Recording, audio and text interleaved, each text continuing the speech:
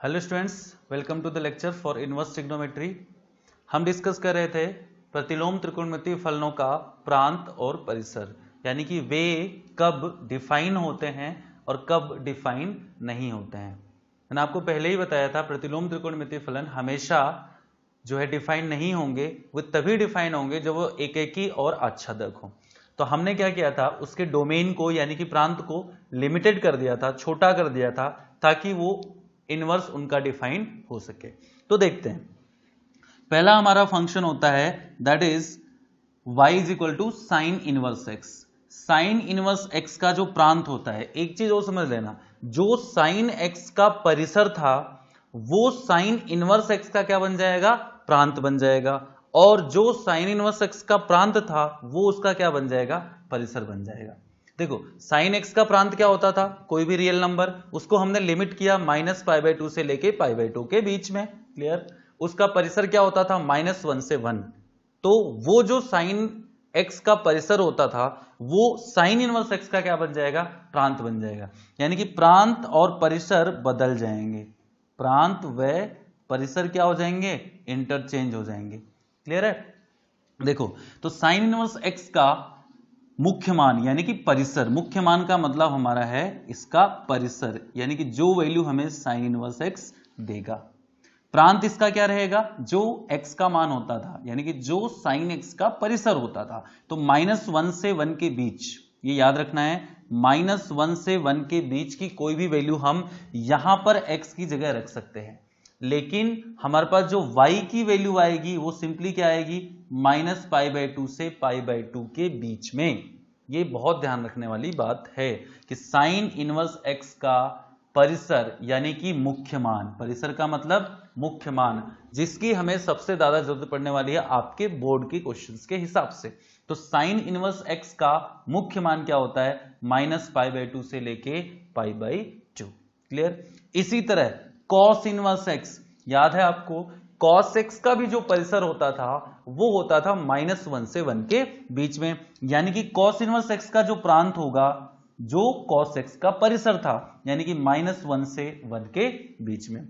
ये तो हो गया इसका प्रांत। इसका मुख्य मान, cos इनवर्स x का मुख्य मान, या यूं कहें cos इनवर्स x का परिसर क्या होगा, 0 से π, क्लियर, 0 से π, ये आपको याद रखते हुए चलना। साइन इनवर्स x का कितना था, -π/2 से π/2। cos इनवर्स x का क्या है, 0 से π मुख्य मान। बात करते हैं tan इनवर्स x की। अगेन tan इनवर्स x का आपको वहां पे याद हो, परिसर जो होता था वो सारे के सारे रियल नंबर्स होते थे, इसलिए यहां पे उसका जो प्रांत होगा वो सारे के सारे रियल नंबर्स होंगे। तो tan इनवर्स x का जो प्रांत है वो सारे के सारे रियल नंबर्स हैं, लेकिन इसका परिसर क्या होगा, -π/2 से π/2, अर्थात मुख्य मान tan इनवर्स x का मुख्य मान -π/2 से π/2 होता है, जो कि साइन का भी होता था, लेकिन अंतर क्या है, वहां पे वैल्यू -π/2 या π/2 के इक्वल बराबर भी हो सकती थी, लेकिन tan इनवर्स x के केस में ये वैल्यू -π/2 या π/2 के बराबर नहीं हो सकती, क्लियर है। बात करते हैं हम sec इनवर्स x की। sec इनवर्स x, अगर आपको ध्यान में हो, sec x का परिसर क्या होता था, -1 से 1 के बीच में वैल्यू नहीं होती थी, उसके अलावा सारी वैल्यूज होती थी, करेक्ट। तो इसका मतलब sec इनवर्स x का जो प्रांत होगा वो क्या होगा, -1 से 1 के अलावा सारी x की वैल्यूज। तो आप देखिए यहां पे -∞ से -1 यूनियन 1 से ∞, ये इसका हो जाएगा प्रांत। हमें प्रांत से ज्यादा फोकस किस पे करना है, मुख्य मान यानी कि परिसर पर। तो sec इनवर्स x का मुख्य मान क्या होता है, 0 से π, जो कि cos का होता था। sec इनवर्स x का भी वही मुख्य मान होगा, 0 से π, बट π/2 नहीं होगा, यानी कि sec इनवर्स x में 0 से π/2 के सारे मान मुख्य मान में आ सकते हैं, लेकिन π/2 नहीं आ सकता, जबकि cos इनवर्स x के केस में क्या था, 0 से π के बीच के सारे मान आ सकते थे। बात करते हैं हम cos इनवर्स x की। cosec इनवर्स x में समझने वाली बात क्या है, उसका भी परिसर क्या होता था, जो sec का होता था, यानी कि cosec इनवर्स x का भी प्रांत वही होगा जो उसका cosec x का परिसर होता था, यानी कि -∞ से -1 यूनियन 1 to ∞, क्लियर है। लेकिन cosec इनवर्स x का जो प्रांत होगा, यानी कि उसका मुख्य मान होगा, वो क्या होगा, -π/2 से π/2, जो कि साइन का भी होता था। लेकिन यहां पे डिफरेंस क्या है, यहां पे जीरो इंक्लूडेड नहीं है, जबकि साइन इनवर्स एक्स के केस में -π/2 से π/2 होता था, लेकिन वहां पे जीरो इंक्लूडेड था। कोसेक इनवर्स एक्स का भी -π/2 से π/2 होगा, लेकिन यहां पे जीरो इंक्लूडेड नहीं होगा। लास्ट हम बात करें कॉट इनवर्स एक्स की, तो इसका प्रांत वही होगा जो tan का था, यानी कि सारे के सारे रियल नंबर, तो -∞ से +∞, और इसका परिसर यानी कि मुख्य मान होता आपका 0 से लेके पाई। ठीक है, तो ये बहुत सिंपल सी लैंग्वेज में हमने सबके मुख्य मान देखे। इसको मैं सम अप कर दूं, आपको 1 सेकेंड में याद हो जाए, ऐसी टेक्निक मैं बता देता हूं। देखो ध्यान से समझना, इनवर्स में कौन कौन साथ में चलता है। देखो भाई, साइन इनवर्स, tan इनवर्स और cosec inverse. Sine inverse, tan inverse और कोसेक इनवर्स एक साथ चलते हैं। इनको शॉर्ट में हम क्या कह सकते हैं, STC, है ना, 12वीं के बाद में आप करते हैं ना STC, उसी से लिंक कर लो। S का मतलब हो गया साइन इनवर्स, T का मतलब हो गया tan इनवर्स, और C का मतलब हो गया कोसेक इनवर्स। तो STC के लिए कहीं ना कहीं आपका मुख्य मान -π/2 से π/2 के बीच में अटकेगा। किसी में इक्वल होगा, किसी में नहीं होगा, किसी में जीरो इंक्लूड होगा, किसी में नहीं होगा, वो डिटेलिंग का मैटर है, बट आपका काम इतने से बोर्ड लेवल पे चल जाएगा। करेक्ट। तो STC यानी कि साइन, tan और कोसेक का मुख्य मान क्या होता है, -π/2 से लेके π/2 तक। बाकी जो बच गया, कौन कौन बचा है यहां पे, कौन कौन बचा, देखो भाई, एक तो कॉस बचा, उसके बाद में आपका सेक बचा, और उसके बाद में आपका बचा कॉट। ये ध्यान रखना, ये तीनों हमेशा एक जैसे चलेंगे। STC हमेशा पूरे चैप्टर में अलग तरीके से चलेंगे, और बाकी जो आपका है कॉस, सेक और कॉट, इसको आप लिख सकते हो कसक, है ना, कसक से याद रख सकते हो आप इसको। इसका पूरा सिस्टम अलग चलेगा, और इनका कहीं ना कहीं जो मुख्य मान है वो 0 से पाई के बीच में अटक रहा है।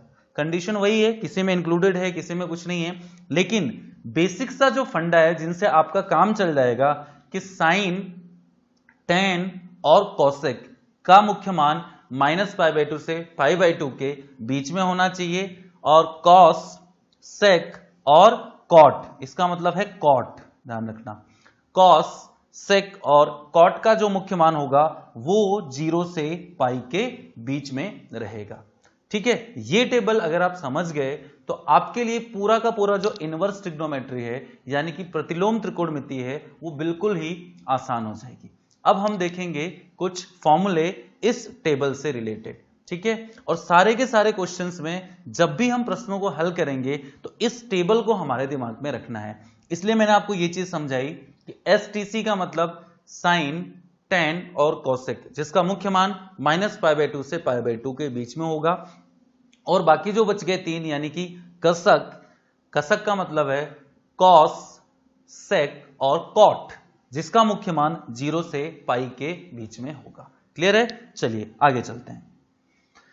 एक इंपॉर्टेंट चीज है कि sign inverse x, cos inverse x, tan inverse x, इनका आपस में क्या रिलेशन है। यानी कि अगर कोई वैल्यू आपको साइन इनवर्स एक्स दे रखी है, उसको आपको कॉस इनवर्स में कन्वर्ट करना है, या tan इनवर्स में कन्वर्ट करना है, या सेक इनवर्स में कन्वर्ट करना है, तो मैंने एक सिंपल सा फॉर्मूला बनाया आपके लिए, जिसको आप एक लाइन में सबको कन्वर्ट कर सकते हो।